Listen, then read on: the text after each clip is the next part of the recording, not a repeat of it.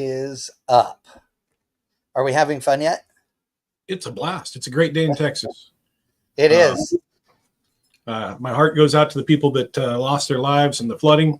But I mean, yeah, that just sucks. It's Mother Nature, so it is.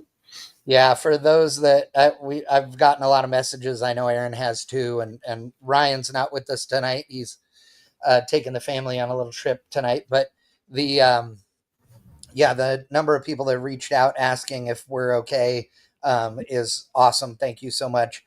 We are totally good. I am way north of any of that by 3+ hours.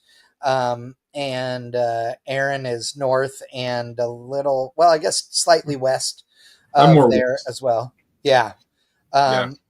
And the storm that came through and caused all the flooding, which if you've lived under a rock, you may not know about, but it was pretty isolated, and it was an insane amount of rain. The amount of water, I heard a thing that was comparing it to Niagara Falls, and the estimates range from 30 to 40 days worth of water that goes over Niagara Falls in a matter of 45 minutes, basically, that went, or it went from nothing to that in 45 minutes. And so it was insane. And the death toll keeps rising, and it's incredibly sad. And if you are, wanting to spout conspiracy theories or talk about any of that crap, then go find a new place to hang out, because that's not what we're here about. So it's just a sad deal, and we hope that the recovery efforts continue. So what most people don't realize is Texas, Oklahoma, even New Mexico, we have a huge clay base. So the water does not absorb in the ground. Yes, we could be dry for months and get rain, and we'll still get flash flooding because the water does not sink into the ground very fast. And that's really part of the problem, is it's isolated rain, and then the ground doesn't perk, is what they call it. It doesn't perk very well. Right. So. And it's interesting down there. If you ever go visit down there, I haven't been on the Guadalupe River very much down there, but the Blanco River I've been around more. And it's named that because of the fact that it's on what's referred to here as Austin stone. In Texas, any white stone that they put up on buildings, they call Austin stone, because it's so common in the hill country. But it's like a sandstone kind of stuff, and it's very, very light tan or white. The Blanco River, all of the soil is gone there, and the river itself is just made of that stone, or predominantly that stone, so the river looks white, hence Blanco. And I assume that some of the Guadalupe area down there is that way as well, and that also doesn't absorb. Obviously, it's rock, so when you combine that and the black clay that we are known for here, it is a bad news deal. And the river down there, all the rivers around here, flood at some point or another, but this was a every couple hundred years kind of event. So that's why nobody was expecting it or any of that. And the report didn't come out in time and all the things, but none of that really matters. All that matters now is that there are 120 some odd people that have, they've confirmed have died, and there are still 100 people missing or something like that. It is considerably more devastating than I think anybody thought at first. The thing that was the most mind-boggling to me was after Hurricane Helene hit North Carolina and wiped out all that stuff, and what was it, Ashford, and all those, all of that area that, just was devastated. I thought, God, nothing could be worse than that. And then some guys, the guy that runs the Cajun Navy, which if you're not familiar with the Cajun Navy is a organization of guys that bring their fishing boats out and stuff, and they help to find people in floods and evacuate people and all that stuff. They've been going on for years and years and years. Got very famous during Katrina. Okay. And the head of that said, he said, I know this is going to sound crazy to people. And this was like the 5th or the 6th. He said, but it's more devastating than the damage from Helene. And I thought, oh my God, like I had no idea until that, statement. And Yeah. so it's crazy. And to Cole, because I just put a post up on Facebook, he said, buy my Yukon $3,000, no rest 5.3. I said, clean. So no, not looking for a project, dude. But I appreciate it. So it's crazy. The storm damage is insane. And I hate to see it. But hopefully everybody, that has survived this thing can regroup and get whole again. But man, it's going to be a while before that area is not feeling this. It's crazy. Absolutely. You want to Um, move on with our agenda? yes. So so we have a couple of things we want to talk about tonight. Our big thing is the IHRA. I am super stoked about this. Um, the IHRA has been, you guys know, we did the live streams for IHRA while Larry Jeffers owned it. And we're pretty heavily involved from that side of IHRA. And we're really supportive of everything that Larry was trying to do with the organization. Um, and for those um, that don't know, or haven't heard us talk about this before, the reason that Larry Jeffers bought the IHRA originally was not because he wanted to own a sanctioning body, but because it was otherwise going to fold up, and he didn't want to see that happen. So it's since been sold, all those things. There was all kinds of drama, announcements that they bought racetracks that they hadn't bought, or that the deals hadn't gone through on yet, et cetera, et cetera. It turns out they made good on every one of those announcements. Yep. They did, in fact, buy all 5 or 6 racetracks that they said they were going to. They said they were going to do insane purses and big national events and all these things, and that starts right now. And they got a lot of flack from a lot of people about it, and I'm going to say that their PR department could have used a little bit of help, but it was one of those deals where I think they were just a little ahead of themselves, etc. They got bagged on pretty hard about that. But now it seems like this is a really cool deal, and I'm very hopeful that this weekend goes really well and it can be a really neat thing. If you are not aware, they have announced a whole series of IHRA Outlaw Nitro Series races. So there are going to be 4 of those. Those 4 races are going to be happening at a variety of racetracks. The first one this weekend literally started up today. It is the IHRA Outlaw Nitro Series, and it's at National Trail. The next one is July 23rd to the 26th, and that's at Milan Dragway. In August, they are going to have the IHRA Outlaw Pro Mod Nationals at Kilcare, and as For well 100 as, grand. yes, racing for 100 grand. It's going to be a big deal. It is this is going to put a hurting on the World Series of Pro Mod in some ways. The World Series will always be the World Series, but it's definitely going to it's going to bring them down as far as the uniqueness of the big purse, right? Mhm. Especially when we tell you a couple other small things about it. There's also the No Time Kings, which is another IHRA event series that's happening. That's going to be at Milan Dragway in August. 15th and 16th. In September, there is an IHRA Outlaw Nitro Series race going on again at National Trail. That's September 3rd through the 6th. A No Time Kings at National Trail, the 12th to the 13th of September, so the following weekend. And an IHRA Outlaw Nitro Series event happening September 24th to the 27th at Dragway 42 in Ohio. So that's going to be big. There's a No Time Kings event at Dragway 42 just a couple weeks later as well. And then in November, the final Outlaw Nitro Series race of 2025 is November 5th through the 8th, and that's at Galat. So it's going to be pretty awesome to see. They have this full, event schedule, planned. They are broadcasting everything on Speed Sport 1, Mhm. which should be pretty cool.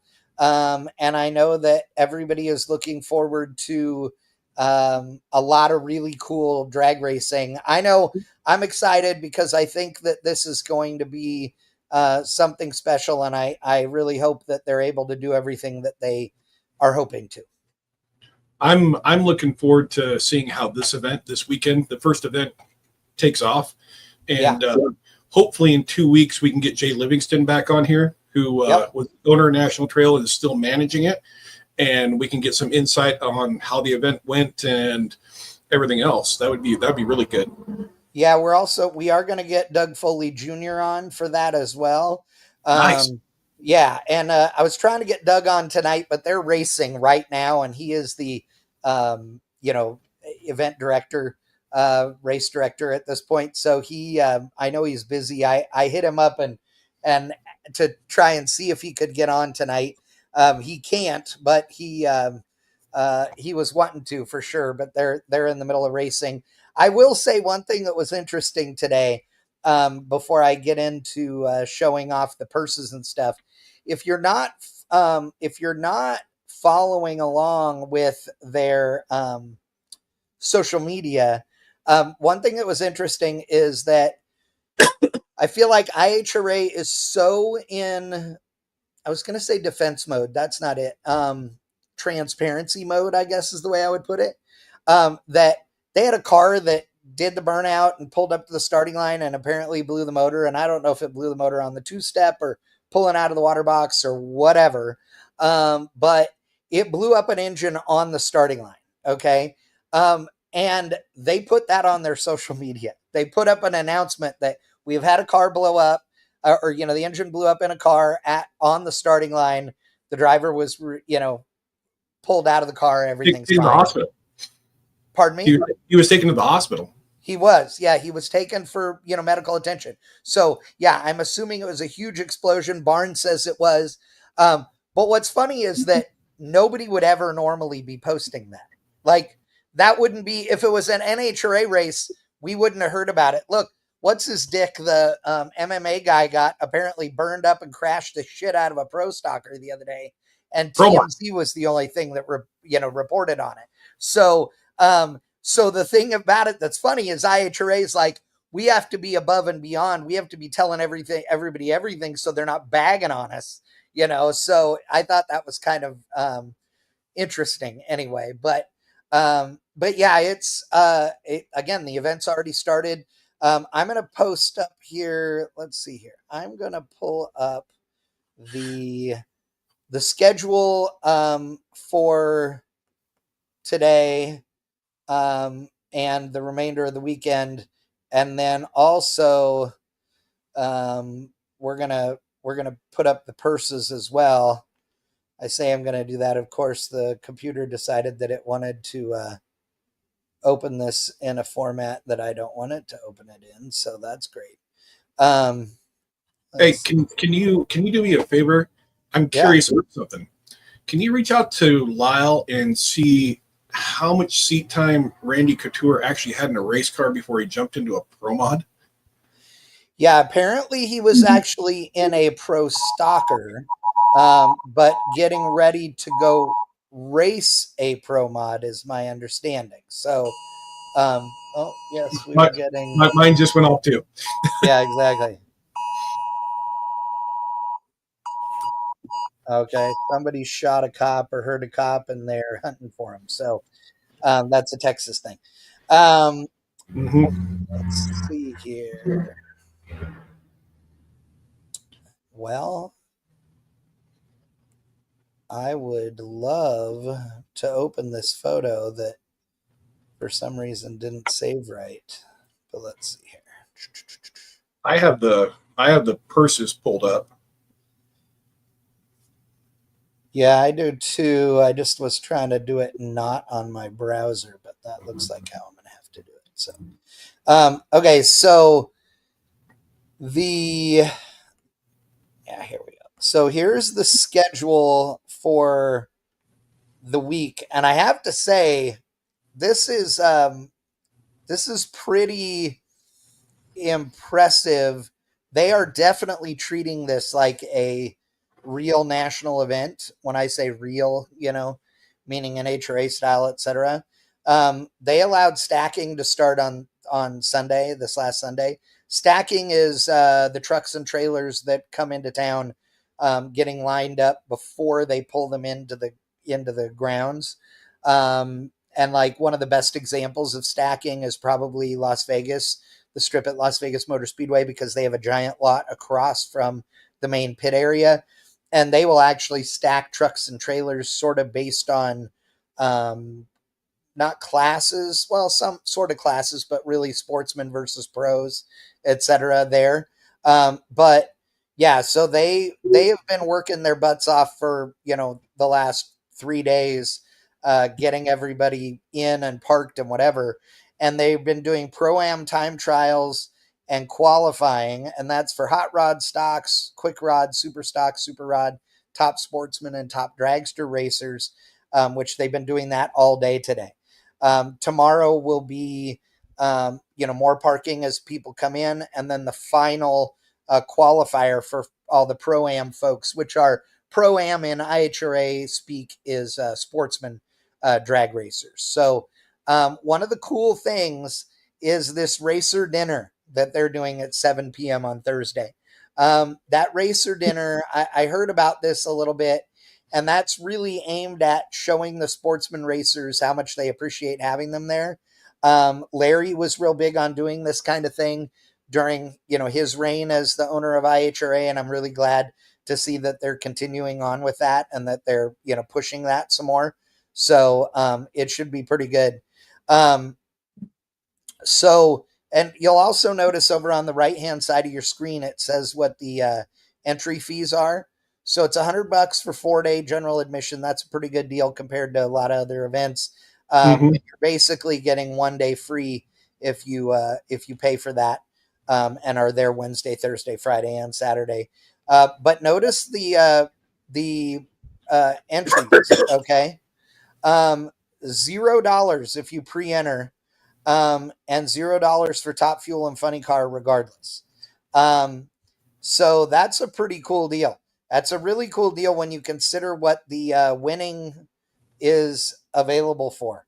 What those purses are, and here they are. So yeah, again, they're going to do final They're, qualifying tomorrow, and then Friday and Saturday is going to be all of the big show classes, as far as all the nitro classes: top alcohol funny car, top alcohol dragster, mountain motor pro stock, top fuel Harley, pro nitrous, pro mod, funny car, and top fuel will all run Friday and Saturday. But look at these purses. I mean, 50 grand to win in top fuel and funny car, 7,500 in top alcohol dragster and funny car, 50 grand to win in pro mod, 20 grand in pro nitrous, 15 in mountain motor pro stock, 15 in pro stock, top dragster 6 grand, top fuel Harley 7,500, top sportsman 6 grand. The Hemi shootout, they're doing the Hemi shootout, that's 10 grand to win. yep. Super stock 5 grand, stock 5 grand, factory stock 6 grand, quick rod, super rod, and hot rod 5 grand, and snowmobile $5,000. That is epic right there. So the quick rod, super rod, that's all your 90 classes. So all that is just like Yes. an NHRA. So Yep. That's what would be the equivalent of super street, super gas, and super comp. So, but $5 grand to win. I mean, dude, and they're a little top heavy. They are on their purse. They are. yeah, But at the same time, I mean, how many NHRA races would you have to win to get $5 grand? yeah, several, and you know what? They're top heavy on the purse, but that's how most races are typically anyway. And those guys are used to doing a split. So if they don't like it, they'll do some negotiations in the staging lanes and come up with a number, but, Oh, yeah. but 50 grand to win in Top Fuel, Funny Car, and Pro Mod is unreal compared to anything that NHRA pays to win at any of these events. I don't know what they pay their pro classes to win. So I know what they pay their sportsman classes, but I don't know what the pro classes get.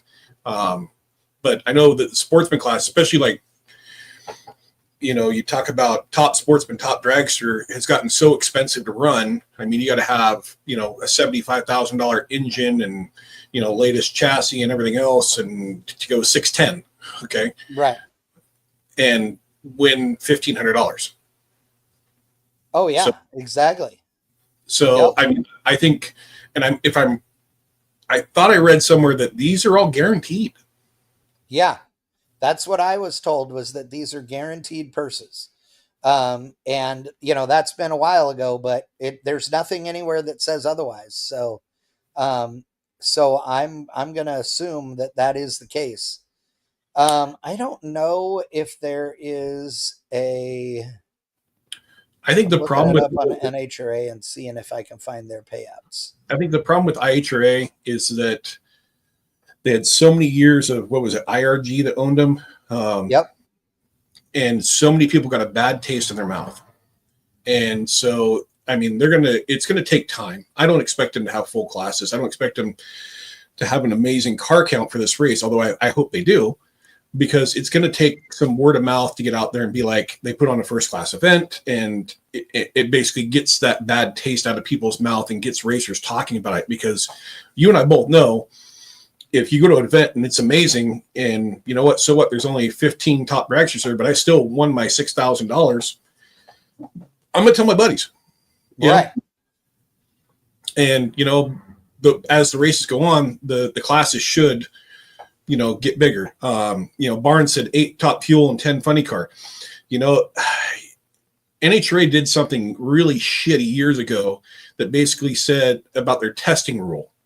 Yep. And so what it did is prevent guys from racing IHRA and racing NHRA, because they viewed the IHRA race as testing and basically outlawed it. And it was a really crappy thing to do for the sport, because it was all about dollars and cents. Right. So I'm trying to look here. I think I've got some info on the NHRA payouts that's pulling up here. Like Barnes said, though, like you said, 8 top fuel, 10 funny car confirmed, pre-registered. And as Barnes said, there's a couple more funny cars that are on their way. I heard the same thing. And it wouldn't surprise me. I believe that they are supposed to be 8-car fields, is what they were planning on. But I don't know. It could be a all run, deal if it's less than 16, which would be awesome. If there are, at this first event, if they ended up with 10 or 12 fuel cars and, 12 to 15 funny cars, that would be as big or bigger than several NHRA, showings over the last few years. So, that wouldn't surprise me one bit. So let's see. The other thing that I wanted to say was, Yeah, they were premature on posting that they were buying the tracks, and we knew about National Trail was in the works before it got done, and right. We couldn't say anything about it at the time. Right. But I want to say that if you look at the list of tracks that they bought, they didn't buy a goat ranch. They bought tracks that have history. They bought tracks that are decent tracks. I mean, are they perfect? No track's perfect. Galot's pretty damn perfect, but right. But I mean, they bought some really quality tracks to put their events in. And Galot is an 8th mile track. Oh yeah. But it's like a national event track. Just it's only 8 miles. And it's cool because it's heated and cold. It is heated and cooled, just like Bandamere was. And Milan, Barnes bringing up Milan too. Wait till you see Milan. They have been redoing Milan at a whole other level as well. Tons of new concrete, new asphalt, new everything there. It is amazing. Barnes says that that drivers are saying that Milan is laser flat. Float. That's awesome. Yeah, float. Yeah, it is it is a great racetrack. Like Milan's cool. It's got amazing history, but that it needed some love, and now it's getting it. National Trail is also a racetrack that could use a little bit of love, but it's is it's a it's actually gotten a lot of love when Jay owned it. I mean, correct. he fixed a lot of stuff and everything else, and that used to be a national event track for NHRA back in the day. Oh yeah, So I mean, and I believe NHRA owned that track at one point as well, back in the day. But I'm not sure if it was one of the ones in their stable or not. But I think it was. But I've run at National Trail a bunch of times. It's a great racetrack, and it's always had a cool staff and good people and all that. And so I'm happy to see it. They posted up pictures and stuff. And man, the starting line looked great. I mean, they really. This thing looks like, and there's no way around comparing it to NHRA because that's the comparison, right? well, what other racetrack has a convenience store in the middle of the pits? Yeah, only there, and you can get icing and everything. Yeah, and the other thing is that it is, it's a convenient racetrack. It's nice when you're there. The staging lanes are good. The way that they come around in front of the tower is cool. It's a good racetrack, and they've always put on a lot of unique events there, and that makes it fun too. So I can't wait. But Barn, oh yeah, Doug says I hope they aren't blowing their wad too soon. And Barn said, Doug, this guy has stupid money, and he does. He has ridiculous amounts of money. And he's willing to invest it. They're building and when I say building, they're building out an IHRA museum in a building that he already owned. Durana Hybrid, if you look it up, that's the company that's owned by the owner of the IHRA now, and that company is insane. How big it is and what they do. It's billions and billions and billions and billions and billions and billions of dollars in projects happening at every moment. So, yeah. Yeah, as Barn says, Barn knows all the dirt on everything going on in the racing world, as we all know. I owe you a phone call this week, too, Barn, I know. But yeah, Dragway 42, which is not that old, is supposed to be getting pavement on their pit area for next season as well. A bunch of new stuff, and I'm glad to see it. It's pretty cool. Killcare is a small racetrack, right? In fact, I believe that It holds a Nick, lot of big bracket races and stuff though, so it's got ample. oh yeah, oh it does, yeah. Nick made a comment earlier about stopping at Killcare, but one of the things they're not afraid to do is just to run 8th mile at this deal. So so that's going to be cool. In fact, it may all be 8th mile. I have no idea. That may be the whole plan the whole time. But regardless, it's Dragway 42 is cool. Killcare is cool.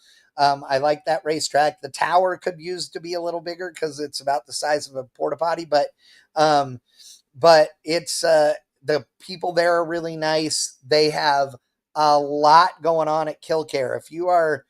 If you have never been to Killcare, dude, they have a drift track there that is packed every weekend.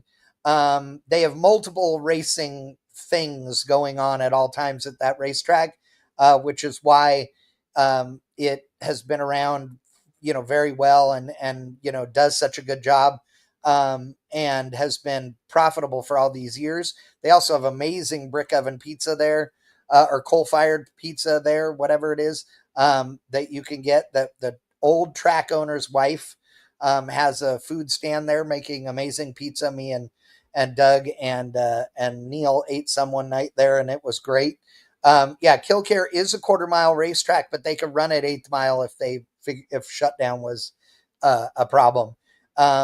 Although, nowadays, no fuel car needs to only go 1,000 feet. They all stop too short anyway and have to be pushed off the racetrack. So, Hello, carbon brakes. Carbon brakes changed it all. Exactly. Yep. And, if everybody had been running them forever, like our buddy Derek Lamb has said forever, they would have been fine. But to this day, there are a bunch of guys with pro mods that are running with no or with steel brakes. And if you run a pro mod car with steel brakes, you are one of two things: either dumb or a guy that shouldn't be racing a pro mod because you can't afford it if you say, oh, carbon brakes are too expensive. So that's not a thing. Sorry. You should be better than that for sure. So what are you hoping to see from IHRA with all of these new things? I just want them to, I think it's good for drag racing. I want to see it be successful. I want to see the fans show up. I want to see the racers show up. And I have, Jay Livingston is a very good friend of mine, and I have very good faith that I know that he's a track manager and he's not IHRA. Technically he is, because IHRA bought his track, but he does not run a bad program. I mean, he's a great guy, and he runs a great program. So I think that I think it will be successful. I think the problem is that we all have to forget IRG and all the hiccups and all the years of no pro-ams, none of the big shows. Correct. I mean, I'm fortunate enough that I got that guy. And at a Nitro Jam, and it was cool as shit. I mean, it was more of a circus than a race on the starting line, because they had flashing lights and all this other stuff that they really don't need. But it still was an experience. And I want the racers to come back and give IHRA a chance, mainly because, well, I'll flat out say it. I think NHRA has been screwing over the sportsman racer for years. Right. With the purses and everything else. I don't remember the last time they raised purses. They treat them like shit. You get called the lane, something happens, you get shoved back to the lanes, and then you have to come back up in 15 minutes later, and blah, blah, blah, and it's a traffic jam, and it's a pain in the ass. They just treat the sports racers like crap. I never felt like that for an IHRA event, even when IRG had them. That's back when, I can't think, Scott Gardner, I think, was running it. So I just really want the racers to give it a chance. And there's going to be hiccups. There's going to be a problem. There's no doubt. I mean, this hasn't happened in how many years? But I have faith that it's gonna get pulled off. It's gonna be decent, and we really just need to give them a chance and support it, just like we need to support all our racetracks, not bash them. Even when you have bad days, and I had one of those a weekend ago or 2 weekends ago, at a certain track that I'm not going to name, but it's a newer track and it had issues. I'm not going to bash it on. I don't go on the internet and I don't bash a racetrack and everything else. Right. I called the owner of the racetrack. And so we need to talk about the problems and solve the problems, not just go online and go, oh, this was crap. My car spun, Right. So that's, sorry, rant over. Well, I think your mic's a little low. Mine is? Yeah. Oh, hold on one second. Hold on a second. I don't know if it's when you readjusted your wire or what. How's that? Is it better? That's better. Yeah, that's where you were before. There you go. I want drag racing in general to be successful. And it's like, Barn is reading my mind right now, because he said he wants to see butts in the bleachers, and the cars will show up after a couple of races. And he's 100% right. I want to see spectators there. I want to see racers there. I want to see racers saying nice things not because they feel like they need to, but because they feel like they're being treated well. I want racers to have fun. I want to see smiling faces, at these races, and I want to see people being excited about going to them. Um, you know, it's funny because we only hear about the people that are regulars, but the reality is there are a whole group of people out there in the drag racing world who race at their local level and what have you, hoping to get enough points by racing a divisional or two or three during the year that they can get enough grade points to be able to go to NHRA national event, right? You can't just pay to go. You can if you're a pro, but not if you're a stock guy or a super comp guy. You have to race in enough divisionals to get enough grade points to be able to qualify to go to a national event. And the grade point numbers depend on the national event. The more popular national events require more grade points than the less popular ones, right? You can get them. You can get them at national opens too. Correct. Yes, at national opens as well, which there are a handful of. But the thing about that is that it's exciting to get to go to an NHRA national event and race, right? And it's exciting to get to go to a IHRA, Outlaw Nitro Series event and get to race. And so I hope people feel that excitement. I want to see that excitement of being a part of it. I want to see new winners. I want to see old winners. I want to see people going back to IHRA that left it and haven't been back forever, like Clay Milliken, who is racing this weekend. There is no way in hell that Clay Milliken, no matter what NHRA says or does, is not going to be at an IHRA, Outlaw Nitro Series event, unless he just can't because of the schedule, because he's like the winningest top fuel guy in IHRA history. He won like 8 jillion championships over there. Like he's awesome, and he's a remarkable human being as well. And I love hanging out with Clay. He's a great dude. And I didn't see him on the entry list though. Yeah, he was on there. Was he? Yeah, he was on the list I saw. Yeah. On the list I saw, he was on there. So let's see here. Let me look it up. Barnes, right? Clay is king of IHRA. I mean, he's like John Force of IHRA, basically. Oh yes, exactly. Let's see if I can find this entry list. I saw it earlier today.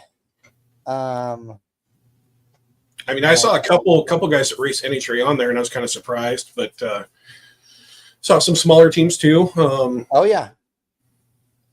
Let's see here. Oh, I don't see him on this list, but I swear he was on the one that I pulled up or that I saw earlier. But yeah, Mitch King on the one that I just pulled up from 2 days ago. Mitch King, Scotty Palmer, Lex June, Chuck Lofton, Cameron Foray. That one's an interesting one. Cam's a good friend of mine. I love him to death, and he should be driving a top fuel car full time.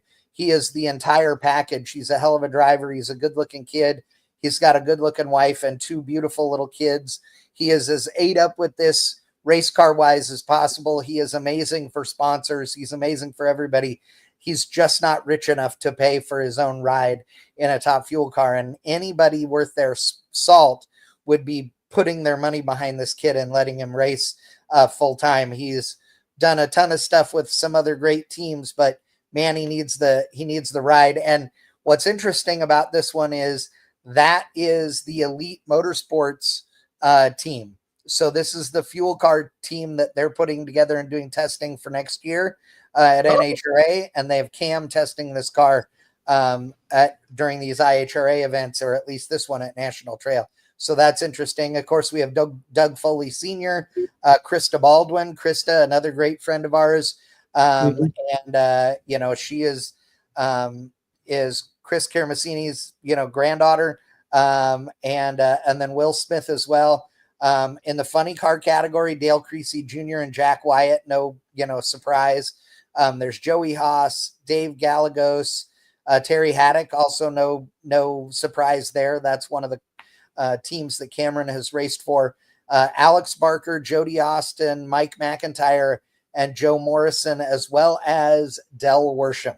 Del Worsham is one of the favorites for sure in the funny car category. That dude knows how to be fast and knows how to be fast anywhere he goes. So that one could be pretty interesting to see. I'm excited to see that one go down and see what happens for sure. So wasn't it the old CSK team, Chucker Shucks Cragen team? Wasn't that Creasy and Worsham? Yes. Okay, I thought so. Okay, yeah. Yep, and there is the Del Worsham is an interesting cat. If you know Del really well, and I know Del, I don't know Del really well. I'm not a close friend of his, not by any stretch, but he's a pretty quiet guy. Although he's gotten more, talkative in recent years, but yeah, more animated in recent years. But he's generally a pretty quiet guy unless he's amongst friends, and then he's a wild man and he's hilarious and everybody loves him.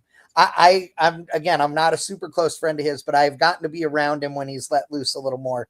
And one thing, he is not a braggart. He's not that kind of guy. He's not cocky, like out in public.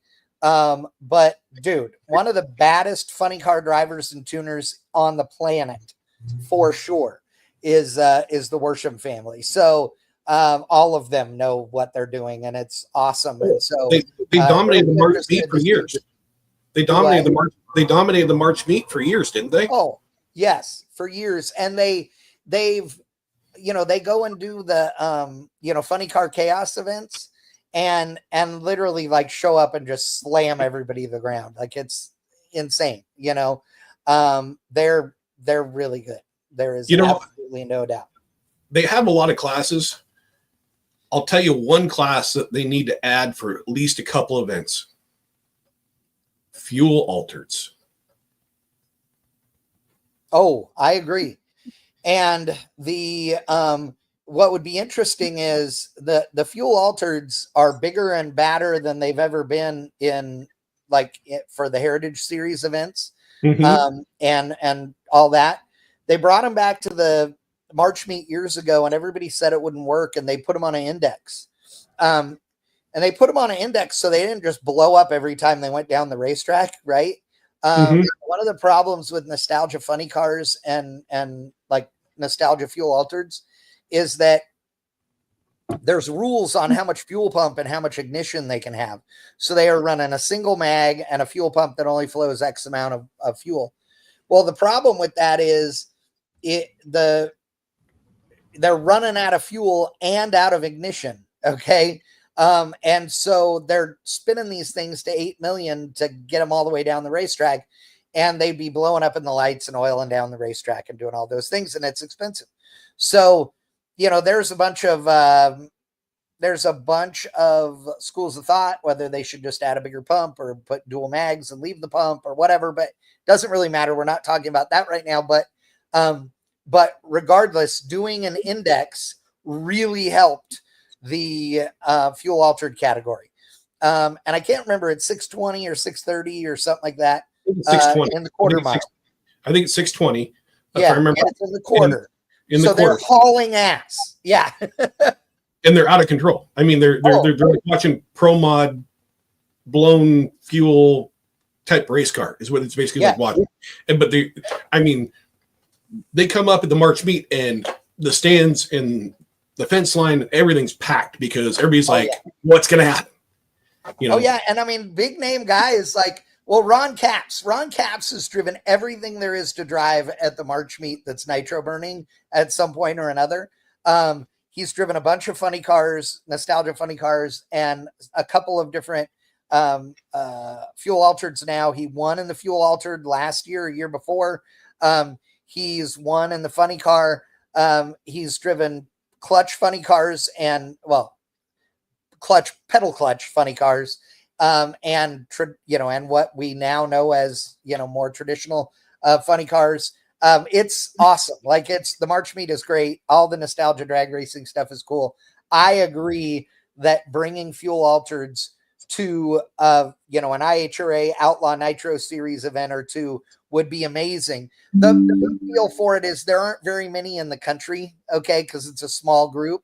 But I think if you brought them to, like, say 2 events for the year and paid real money so those guys could afford to come, it would be awesome. It would be just really, really fun to watch because they do put on a hell of a show. They are really, really neat. They're so cool. Pure Hell, all those cars, they're just amazing. Randy Stanley says they need pro mods to run Lenkos again. I agree. But I'm gonna say what you aren't saying in there, but you meant to say, which is with clutch pedals. That would be awesome. Grumpy Stiltskin says more nitro equals more fun. You are not wrong. Nitro is awesome. But yeah, pro mods with a clutch pedal would make me happy as well. I got my my pro stock license in a Lenko equipped car with a clutch pedal, and it was epic, and I love it. Edward in the house, of course, Barnalicious, everybody else in there.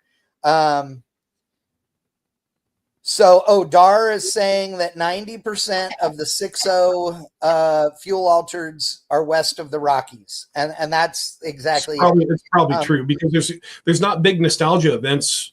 No. East. And I don't know why, because there's a lot of heritage in the Midwest and the Carolinas and stuff in drag racing. I will say that, like at Bowling Green, when we used to do the National Hot Rod Reunion and we'd do the California Hot Rod Reunion, we said this in jest, but only partially. We would say that at Bowling Green for the National Hot Rod Reunion, it was a nostalgia drag race, or a nostalgia car show where a drag race broke out. Okay. And the California Hot Rod Reunion was a drag race where a car show broke out, right? They were the California side of things, whether anybody likes it or not, from a nostalgia drag racing perspective, absolutely owns it. And the reason is because that's where it all started. Okay. The truth of the matter is the Garlitzes and the other East Coast racers were a very small percentage compared to the amount of racing that was happening on the West Coast and back in the day. And so that's the whole thing. Dar, is the index for fuel altered 620? Is that right? Or is it 6.0? Since you're watching, let us know. I think it would be awesome. If they had, like I said, one race, maybe the final race of the year. Dar's saying it is 6.0. Okay. So it is 6.0 is the index now. That's great. They Thanks, are Dar. so much fun to watch. They put on a hell of a show. There's a full field. I mean, there's not like there's 8 of them. There's a bunch of them. And it is super, super fun. And you get a variety, right? You get cars that look like they did originally, like Pure Hell, Winged Express. Yeah, you know what I mean? All those guys. God, some of the names are going out of my head right now. But you also get the new generation of fuel altereds, which are just a funny car chassis with an altered body on it. So those are called transformers, is what people refer to those as, where it's just a funny car body because it's a 125-inch wheelbase, or a funny car chassis, 125-inch wheelbase, and then you put whatever body you want on them and a wing and whatever. So the Leahy device is not required. Front brakes are not required because a lot of the old school ones didn't have front brakes, and it wouldn't be smart to put them on because they had a wire wheel. Like that wouldn't work. Some are as short as a 96-inch wheelbase. That's epic, right? Nanook is one of them. All these Bradford's is the car, I believe, that that Caps won in. And it is absolutely awesome. Like, I love that car. There's a lot of neat fuel altereds again, in Southern California and California in general, we have like a whole other scene of these things. And you see them places you just wouldn't expect to see them at normal stuff, you know.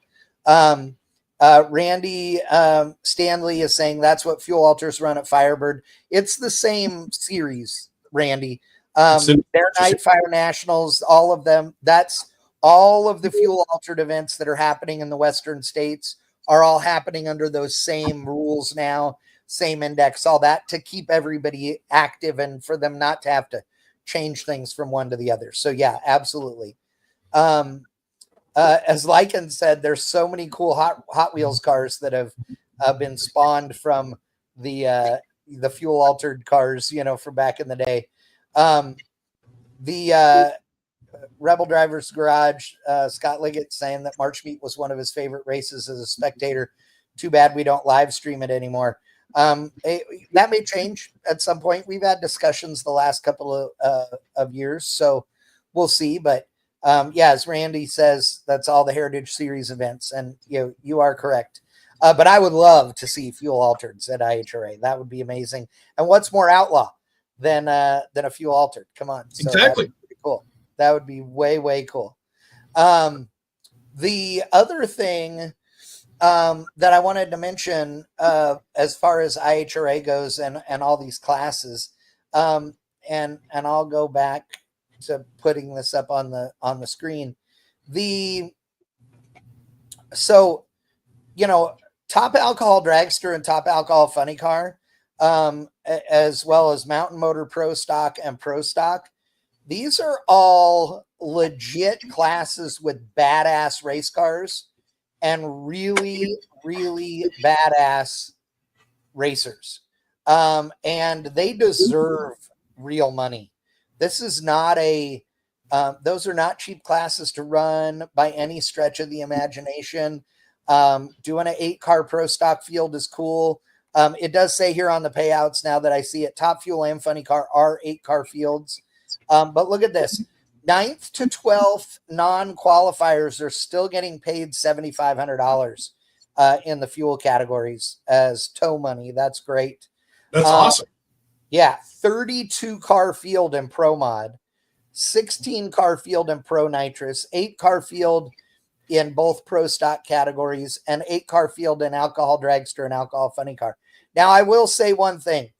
The Midwest Drag Racing Series with the Whiteley family put up, it was either 10 or 15 grand to win every time in top alcohol funny car at the Midwest Drag Racing Series events. They sponsored the class, put up the purse.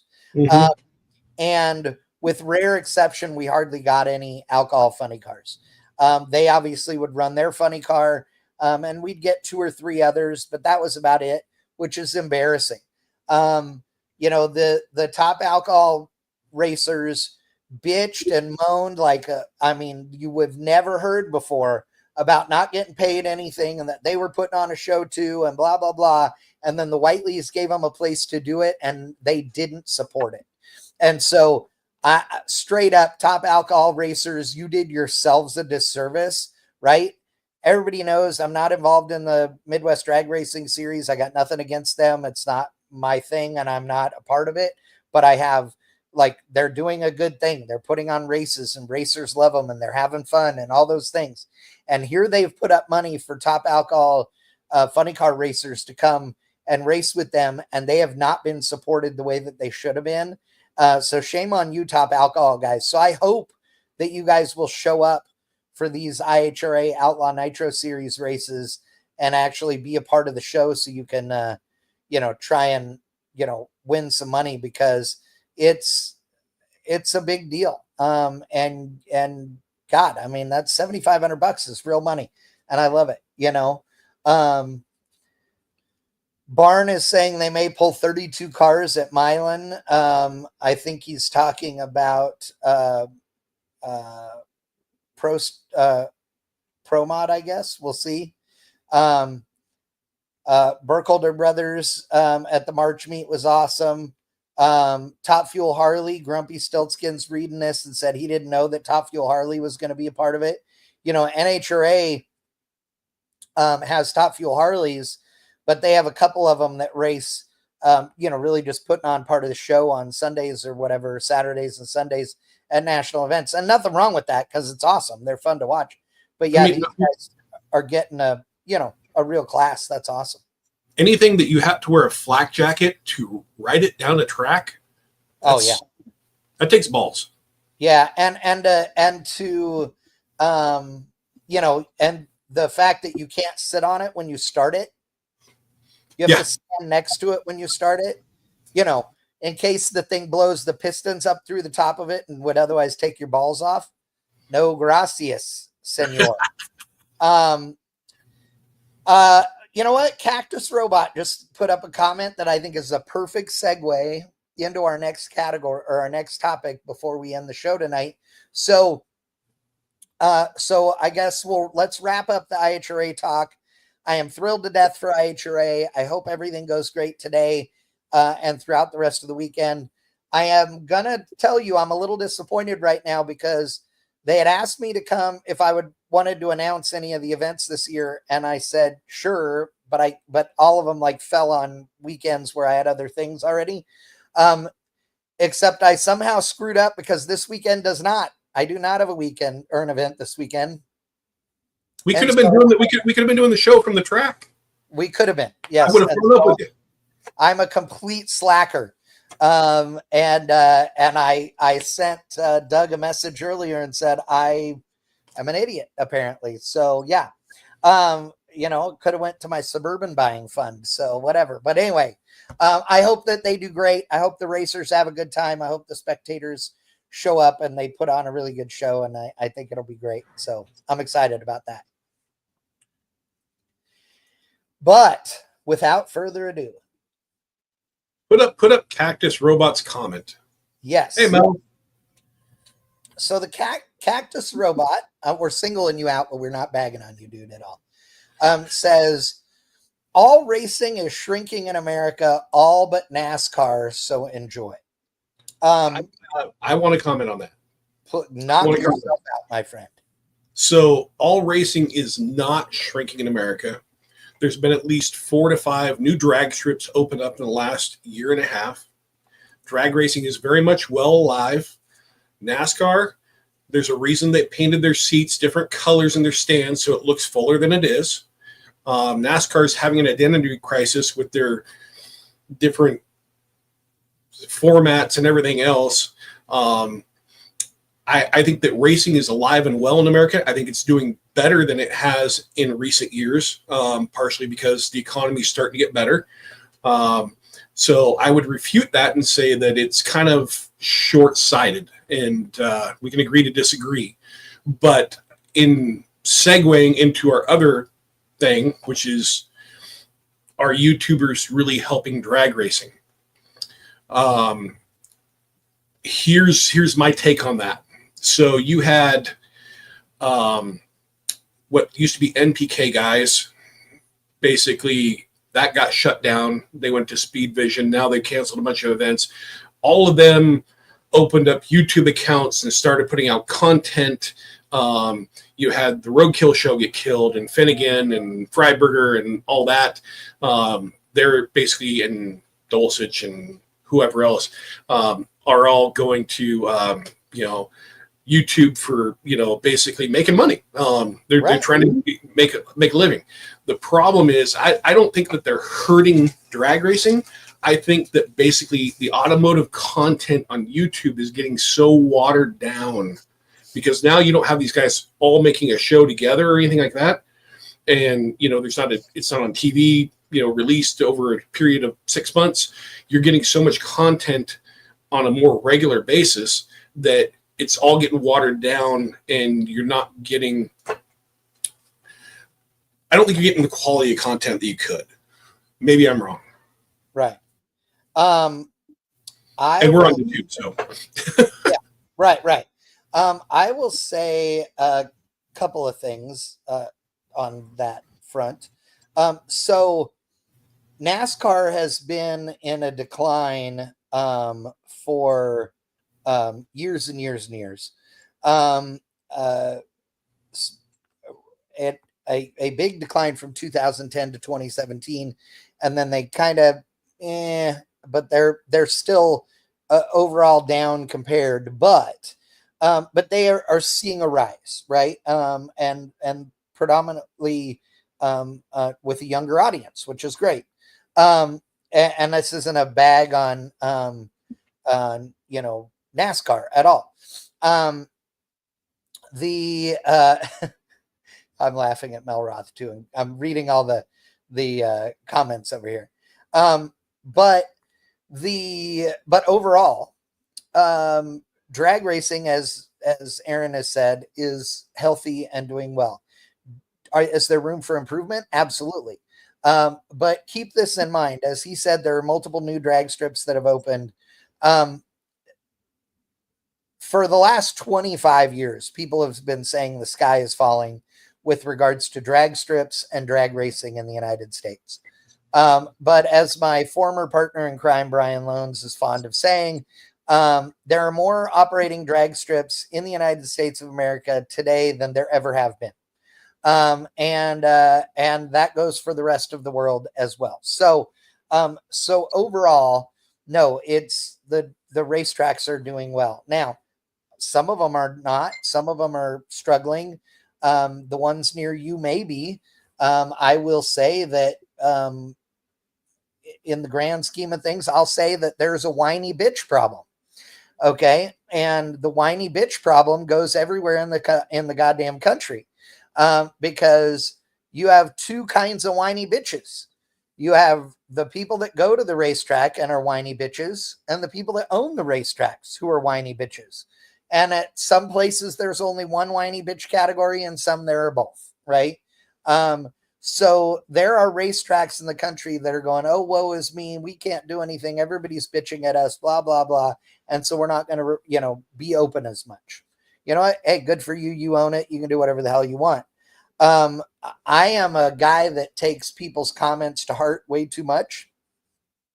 So trust me when I tell you that me saying suck it up and forget about what they're saying is not because that's easy for me to do. Okay. I'm just saying that that's what you need to do.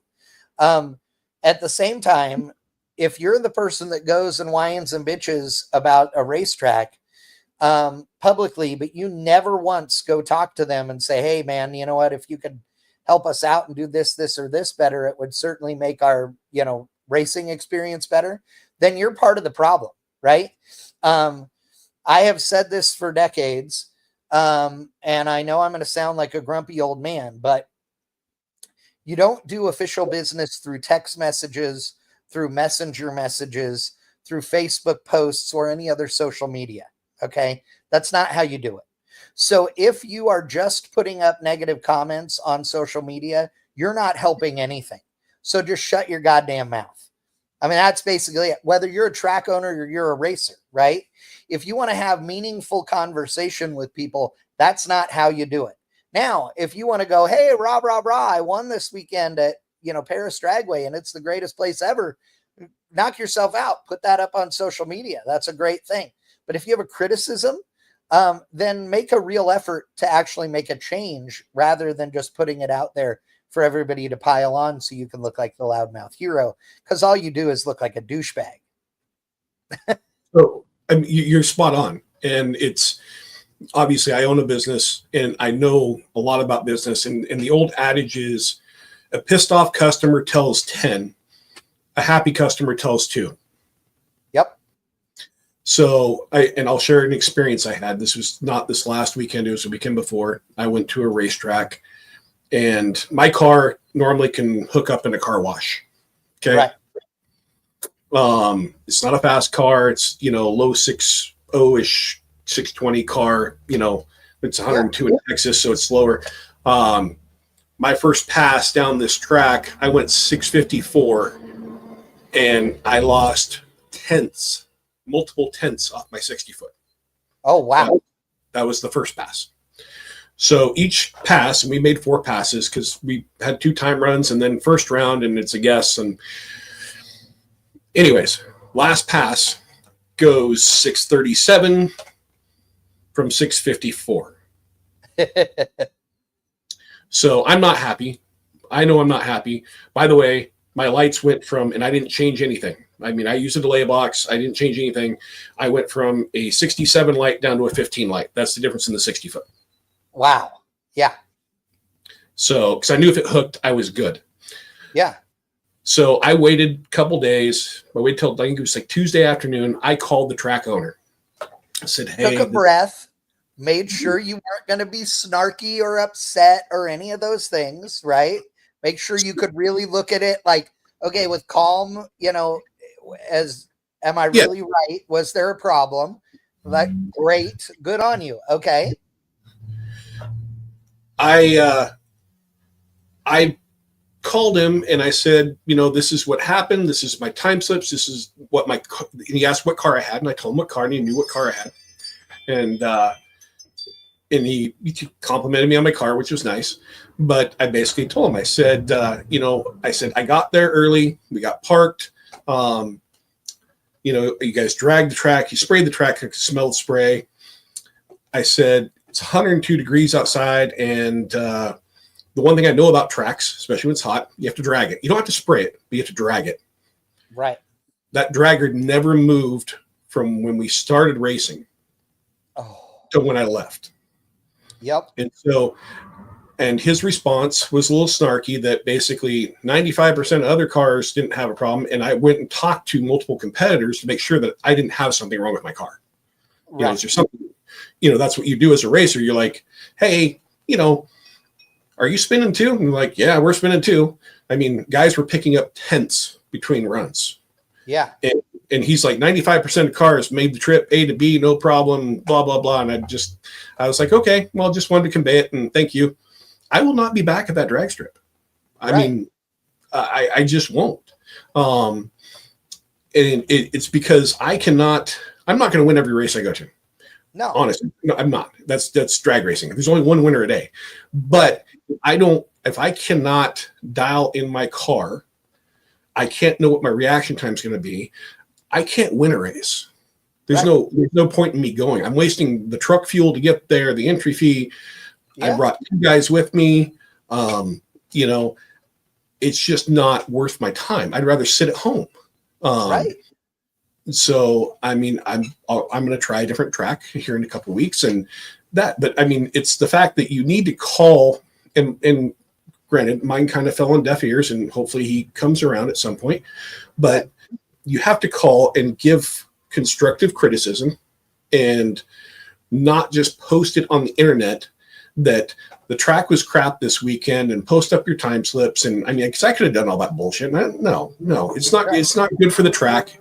It's not a good look for yourself, because all you look like is a complainer, and people don't know your setup and don't know that, you know what, I have a very good car that can go down basically almost a dirt road. Okay. Right. And the track was just that bad. Well, and I will say that, you know, to pull this around sort of full circle, you know, the topic of the YouTubers and how they impact drag racing, this is the prime example. And this is where I was hoping we would get to. And there have been some people on YouTube that have done a great job of, you know, bringing fresh eyes to drag racing and all those things. Some of them purely from a spectator standpoint, right? Like, let's use Cletus as the example. I know Garrett well. I've known Garrett for years. Garrett's a good dude. He brings a lot of spectators to races that he's at. There's a very small percentage, in my opinion, of his fans that are drag racing fans. They're Cletus fans, and that's okay, right? If they're coming to a racetrack where he's at, that's win, right, for everybody. But I again, there's a small percentage of them that are actually now drag racing fans. Whereas you might take somebody with a smaller, you know, audience. Okay. My buddy Dane, the Burn Down channel, is a small YouTube channel. His people are drag race fans, right? They're drag and drive fans. Like, that's his audience, right? So he may have a channel that is a fraction of the size of somebody like Cletus, but the reality is he may have just as many drag racers that he impacts because his are all drag racers. You see what I mean? That's just a numbers deal. Well, I mean, think of like Luke Bogacki. Okay. Yes. Okay. So if Luke went on there, and he never has, and Luke's a nice guy. Okay. Yeah. I don't want to. I'm not bashing Luke, but Luke has so much influence in the bracket racing community. If he went on there and said, "I'll just throw a track out there," something, 40 Raceway or whatever else is crap. Oh yeah, he could ruin a track. He honestly could ruin a track with the amount of people that follow him and everything else. And not that he would ever do it. Not that he would ever do it. I want to make sure of that. No, but I'm with you. And so it's interesting what the impact can be, right? But I will say, here's the one deal, and I'm still going to use Garrett or Cletus as the example here, because this is a real example. This is a real thing that happened. And if he was sitting here on the podcast with me, I'd bag on him about this now. A few years ago, he was at LS Fest West with us. He had Leroy out there. If you're not familiar, Leroy is his vet cart. It's a roll cage with a vet chassis. Now it's got this really ugly, weird little funny car body on it, but whatever. It was just this open roll cage thing with a windshield. It's not legal to go down any racetrack anywhere at all. That doesn't mean he hasn't raced it everywhere, but it certainly can't race at a place like Las Vegas Motor Speedway.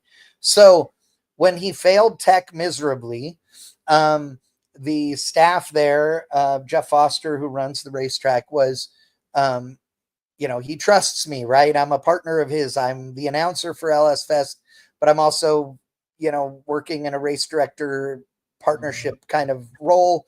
And when I said, I got this, if I can do this, this, and this to this car, will this be okay? And he said, if you say it's okay, but you need to go handle it. I was able to procure a bunch of window nets and to outfit this car in a way that would allow him to go down the racetrack. And we did that, and we let him run, and he ran, and it was all good.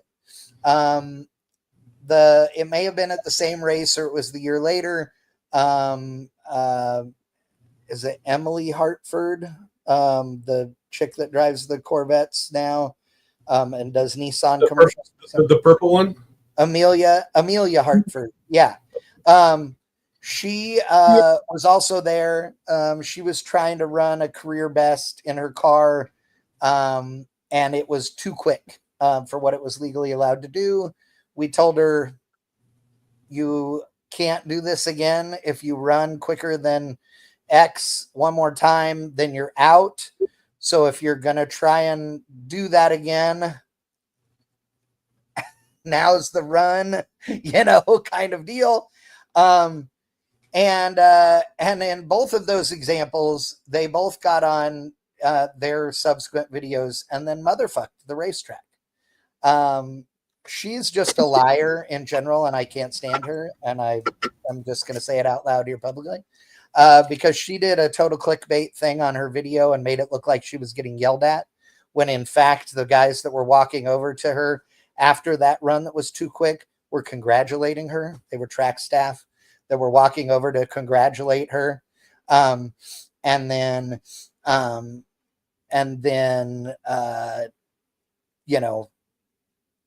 she, like I said, made it look like they hadn't. Doug DeLay saying Cletus passed tech, then he was told he couldn't run. That is not true at all. So I was there, trust me. So at any rate, the end result is this. Both of them badmouthed the racetrack, which then the racetrack social media got hammered with people saying, you guys suck, blah, blah, blah, all this stuff, which meant that then the upper management all ends up hearing about this, and they're, yelling at Foster going, what the hell? And again, all we did was went out of our way to make sure that these people could race. And I'll give you an example of, what we do to help people. NHRA allows you to run in the 9s with a car if it has a late model car that has all the factory safety stuff in it. Well, one of those items that's a factory safety thing are the factory seats. So at Streetcar Super Nationals, at LS Fest West just this year, Roger Connolly was doing tech, and had a couple that came up, and they were in a new late model Camaro. Their friend was in another one that was virtually the same right in front of them. That car, the first car, got tech to be able to run whatever it is, 9, whatever. And they went through tech and were told 1149 was all they could run. And they were like, what do you mean? And he said, well, you don't have a roll bar, and so that's the quickest you can run. They're like, yeah, but our buddy, Bob up here, he gets to run 9, whatever. He said, yeah, because the rule says you have to have all your safety gear, and you have a set of aftermarket bucket seats in this car. And the people were just devastated, right? And Roger said, look, you can fix this. I don't know. I don't know what to tell you except this. If you can find a set of factory seats to bolt in this bastard, and it doesn't have an airbag light on afterwards, you guys are ready to rock and roll. So these people pulled out of the line, went and got on Marketplace, found a set of bucket seats for their late model Camaro, and went and had the guy that was selling them agreed to come to the racetrack and meet them. They bolted them in the car that afternoon because they had barely made tech, for the last tech session of the evening. And they told Roger, we got seats coming. We're going to be ready in the morning. They got everything bolted in the car, and it had an airbag light on. And they looked it up, and it found out that because the seats weren't from that car, it had to get, a reset or whatever. No big deal. But it was something that you had to do at the dealer. So they went to the dealership and were there in the service aisle the next morning with their car. They got it scanned in 5 minutes, got it set, and made the very first round of racing the next morning with their car, and were able to run 9s. And they had a wonderful time. And we went out of our way to help them make sure that they knew what they needed to have. Nobody wants to keep anybody from racing, right? So influencers, they are, not all of them, but a lot of times they're using the clickbait method and all those things, right, to get views. And I understand how the game works. I've been doing this longer than any of them, okay? But the reality is you can't do that when it's going to hurt somebody else, okay? If you use clickbait because you're an idiot, or that makes you look like an idiot, then great. But if you're doing clickbait that's bagging on somebody else when they didn't do anything wrong, that is not okay. Mel Roth is bringing up engine diapers, right? Streetcar Super Nationals. Again, go out of our way to make sure that people understand the rules way ahead of time and what they need to do. And we will absolutely work with people. Dude, I cannot tell you the number of times that I have personally been putting safety equipment in cars to help people out, right? Engine diapers are cheap. They're easy. You can get them from Fig Speed right there at the racetrack. Like, it's not a big deal. Here's the other thing, though. Everybody's like, the stupidest rule that NHRA came up with, in my opinion, is the belly pan. Because a belly pan will contain a certain amount of liquid. Yes. It will not contain a part. And I've seen engine diapers contain parts. Correct. So a diaper, if you have a choice between the two, put a diaper on your car. Yes. Don't put the belly pan in, because the chances of that connecting rod hitting the Kevlar diaper or whatever it is and not going out onto the track is greater than if you just have a pan sitting underneath the oil pan. And the other thing that I would tell people, whether you're running a diaper or a pan, put pig mat in them. Okay? If you're running a pan, put pig mat. Pig mat is an absorbent pad. I don't know where it got the name pig mat, but it's a absorbent, oil absorbing pads that go in the bottom of the belly pan. And they hold way more than you could believe of oil in them. And put those in the belly pan. That'll help, absorb liquid that does drip in there. If you have a diaper, I always put pig mat on the inside of my diaper before I pull it up there as well, just because it will help. If you do get some oil that's just drips, it'll soak into that instead of your diaper, instead of getting the diaper wet, right? And there's just no reason not to. But if you're one of those YouTubers again that's going to use the rule or the whatever to make it look like, oh, woe is me, in order to, motherfuck the racetrack, you're not okay. If you are somebody like, if you're somebody like Derek Beery, okay, on Vice Grip Garage, who is coming out and having fun at the racetrack, you're a person that is trying to raise everybody up with you. He would never, ever bash on a racetrack. He might tell them that he doesn't like something, but he would never bash on them publicly before ever having a conversation with them. He's a guy that is good for racing, right? He's a guy that's not his primary thing, but he's still good for drag racing, right? Because he tells people, come out and have fun in whatever. I just got done doing the Vibe 200 with them. Me and Steven built all the cars for that race. I was the race director on that deal, and I had to tell Weston Champlin that you can't take the driver's doors off of your car before the race and as one of your modifications. And that wasn't because I wanted to be a pain in the ass. It's because then there was nothing to keep any other car from driving through the door and hitting him, and Derek was like, oh my God, I can't have somebody getting hurt in our goofy, dumb race. And I said, I know, it's okay. I'll tell him. But it's, it's one of those things where I believe that YouTubers can have a huge impact on racetracks, positive and negative, and drag racing as a whole, positive and negative, depending on how they conduct themselves. And what you need to think about it as is it's exactly the same as you and me and anybody else. If you're somebody that has no influence on the world, in comparison to somebody like Cletus, it's still important, right? The things that I said that you shouldn't do online, that doesn't matter whether you have 100 friends on Facebook or 100 million. It's the same thing. The impact can be magnified insanely if you do dumb stuff and are inappropriate on your social media when you have 100 million followers or whatever. There's that little share button. That little share button sharing stupid videos and not having context, and it's like, oh, here's this wreck or whatever else. Yeah, it's just, and you're right. There's a lot of good, we call them influencers now. I think that Mike is a great influencer. I think Dave's a good influencer. Yes. They don't bash a lot of stuff. Oh. They'll be like, they didn't let us run because of X and it's against the rules. And they're completely open about it.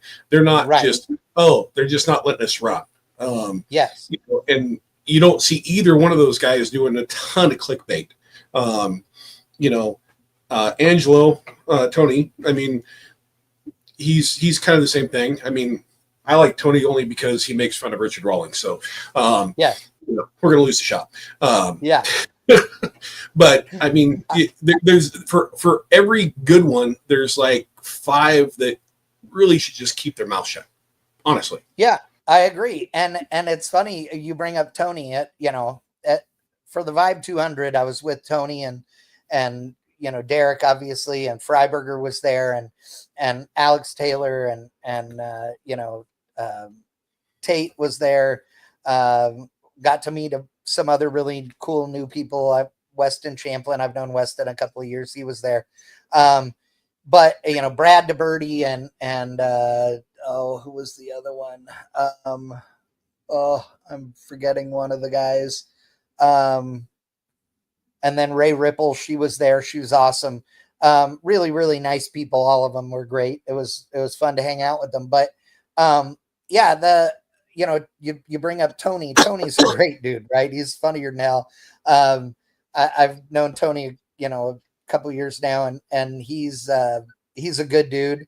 I used to find him annoying honestly on his videos at first, and then I met him in person, and I love that guy. He's great. He is incredibly genuine, which is why him and Derek are friends, because Derek doesn't do well with people that aren't really genuine.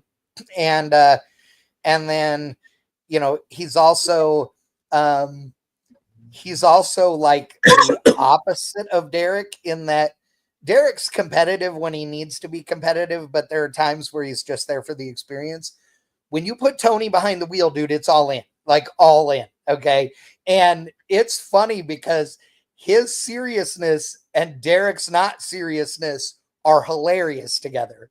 I told them when we were in Utah a couple weeks ago, I said, I want to put together an enduro race. And they're like, a what? I said, well, we used to do karting enduros all the time. I said, next year we need to do one. And he goes, okay. I said, you two have to be on the same team because in an endurance race like that, you're handing off driving duties, right? Mm-hmm. So if anybody that wasn't being as hardcore as Tony needed them to be would be absolute entertainment on Tony's team, because he'd either be losing his mind wanting to kill them or just screaming and yelling like, you know, he wouldn't know what to do with himself if the rest of his team wasn't as hardcore as him. I think it would be awesome. But you know, but all of those guys go race and they have fun and they go to the racetrack and show you can do it in anything. And that's what we should be doing. Tony and Derek on a team would be hilarious from the simple fact that if you in any vehicle, because you just look at the size differential. Oh yeah, it's hilarious. Somebody would have to scoot the seat way up versus back.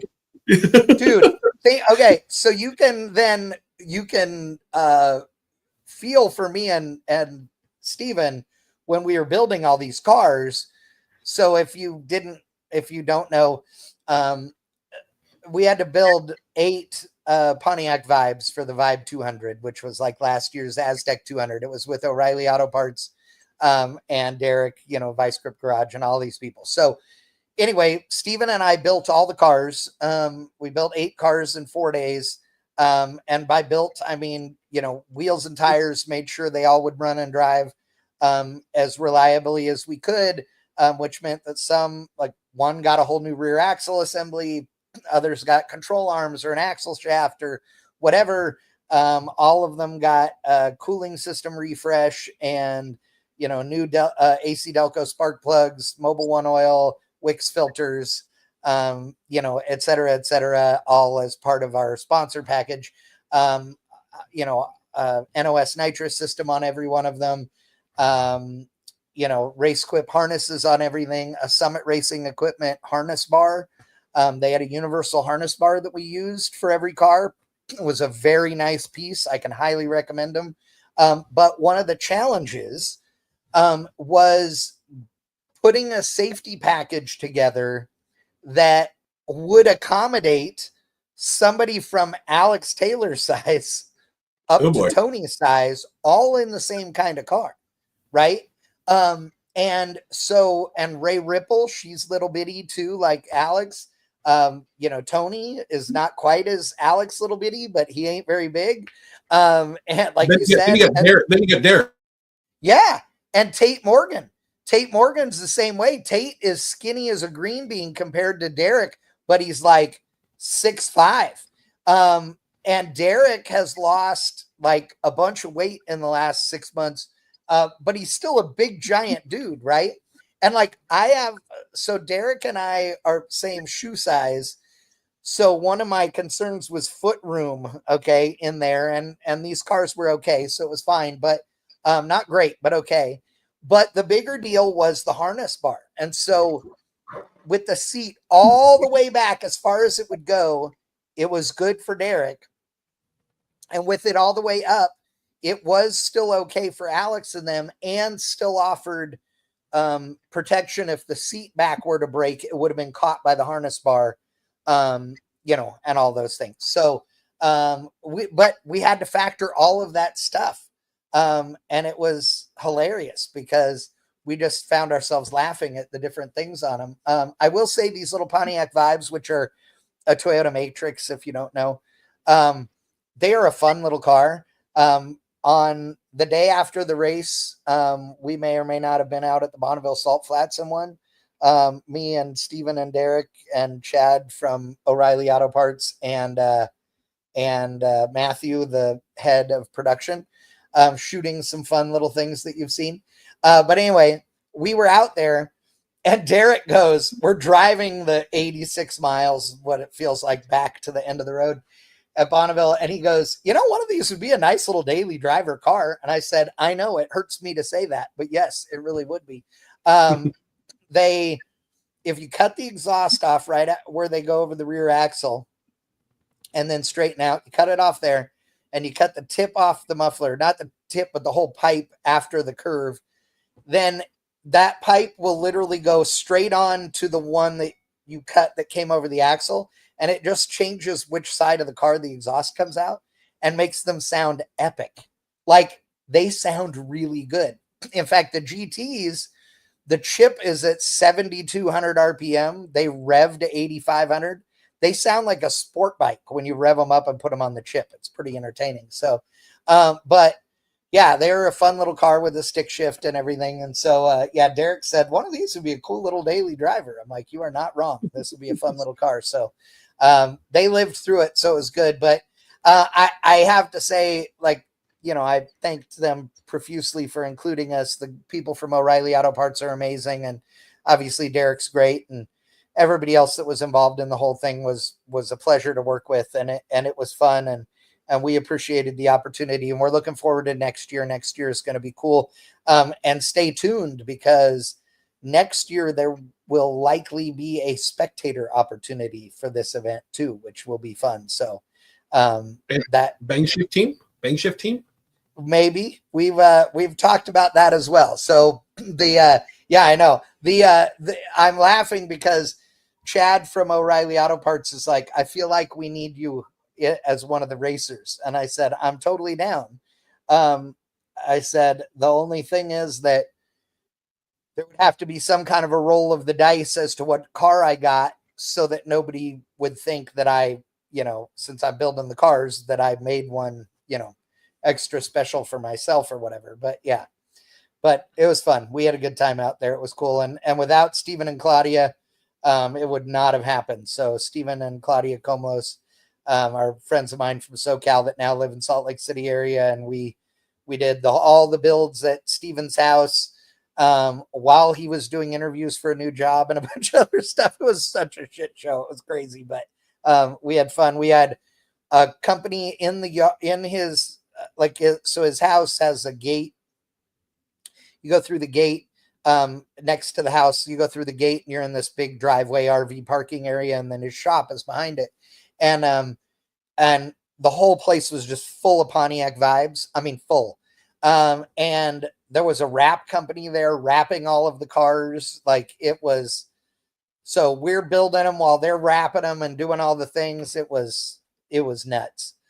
We had to build 8 Pontiac vibes, make 2 Aztecs from last year run, and also make a Geo Metro work again. And luckily, we had a little bit of help. Sean, the truck driver that was hauling the cars, helped us out by working on the Metro when we were at crunch time and hadn't touched it yet. So he did that, which was great. But yeah, dude, it was fun, but it was great because, again, it was with a really good group of people. And so I think that, like anything in the world, there are bad eggs out there. They're good eggs. And there are people that are just meh, whatever. And I think people that want to help the motorsports community and the automotive aftermarket can. And I think that there are a lot of them out there that people think just because they have a ton of reach or a big audience, that they're going to be the people that help with, keep our automotive world going. And we have to remember that sometimes some of those people that may have millions of, views every week and millions of followers, some of them are only, they're not really helping the automotive aftermarket or motorsports or any of that, because people are just watching them because they're goofy and fun and whatever. They're fans of theirs. They're not going to be fans of something else automotive. You know what I mean? And that's okay. That's not a dig. That's okay. I mean, it doesn't make, everybody doesn't have to be a poster child for the automotive aftermarket. They just don't. So I have one last question before we wrap up. Yep. What is your favorite race car? Specific car or in general, like Specific category or whatever? specific car. Like it has to have a name. I have mine. I have mine. Okay. I can tell you mine if you want. Yeah, I'm gonna want yours, but I'm gonna okay, if it can't be one of my own. Okay, No, go ahead. no, What's yours? Big Red One. Oh, Big Red One is a damn good car. If you are not familiar with Big Red One, you live under a rock.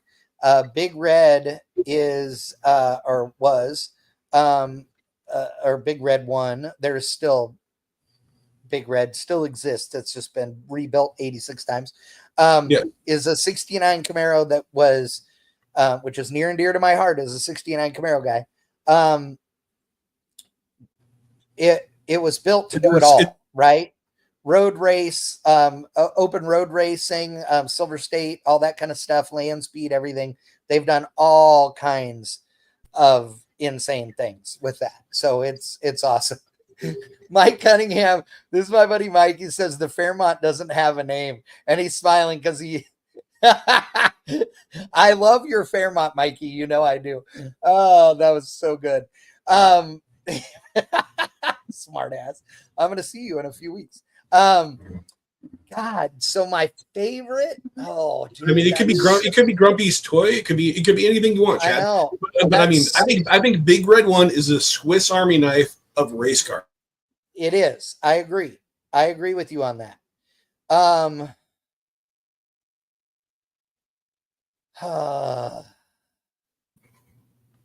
God, that's so hard for me. I have so many. I mean, I have their favorite drag cars and everything else. Yeah, that's the thing is that I have favorites in each thing. So thinking about what my favorite overall is, that's the hard part. Daughter hit a good one. Like, oh, you're breaking up. Oh, we're losing Aaron. I would say, oh, there you are. I would say if I had to choose, oh, this is going to sound, it would totally blow him away that I would say this. But one of my favorites, this is going to be a drag car. And it's weird because it's not a pro stocker because it should be a pro stocker. Because God, I want to say WJ is pro stock, but I'm not. I'm going to say the Black Pearl 69 Camaro funny car that is owned by Jason Rupert. That is one of my favorites. It's a nostalgia fuel funny car. I love that car. Was around that thing a bunch, and it is not a swoopy funny car body. It looks like the original OG ones, not the swoopy pro mod style. So that one would be on the list. Oh, dude, I'd have 100 though. Like, oh my God, it hurts my brain to even say this, but like Big Oli is a Ford, and I still would like, that was the coolest Baja 1000 rig ever. With Parnelli, yeah. I mean, yeah. I would go even more recent. Helinor is one of my favorite pro mod style cars. The original Helinor Mustang. Oh yeah. That was a badass car, for sure. But I mean, overall race car, you can't beat Big Red One. Yeah, I like that. I said Black Pearl. I meant Black Plague. Sorry, Dar. He's right. Yeah, I like Big Red One. That is a good choice. I'm trying to think of other cars that did it all like that. There are a few, but not very many. I'm gonna have to do some more thinking on that. That's a good one. That is a very good one. Okay, but what a great way to end the show for sure. Ladies and gentlemen, we appreciate you guys tuning in tonight for sure. Once again, anybody out there that's in the IHRA world listening, we wish you guys the best of luck tonight and through the rest of the weekend through Saturday. I hope that you guys put on a hell of a show and have a great time. I think it's going to be really, really fun to see And I can't wait to see those big giant checks and everybody holding them up over their heads after a great weekend of racing. So, and to all of you guys that tuned in again, thank you so much. Barnalicious, I owe you a call. I'll give you a call in the next day or two. Um, and we'll have Ryan back here in a couple of weeks. Like I said, he had a family deal tonight and wasn't able to be on. We griped at him and told him his priorities were screwy, but he just laughed at us. The fact that his wife was in town right now was a big deal, so he figured he should spend some time with them as she's been traveling a bunch. But yeah, so we miss him, but we'll have him back next time. To all of you guys in Texas that are dealing with the floods, man, we wish you the best. If you are looking to donate or what have you, I know the Salvation Army is taking donations. I know the Red Cross always needs blood. So if you are near wherever you are in the country, go donate blood. They really do appreciate all of that. So no question. And Aaron, thank you so much as always. Appreciate you being on the show. Oh, and Aaron's froze up again. Really? Oh, there he is. Oh, have a good one, looked guys. Really good for a second.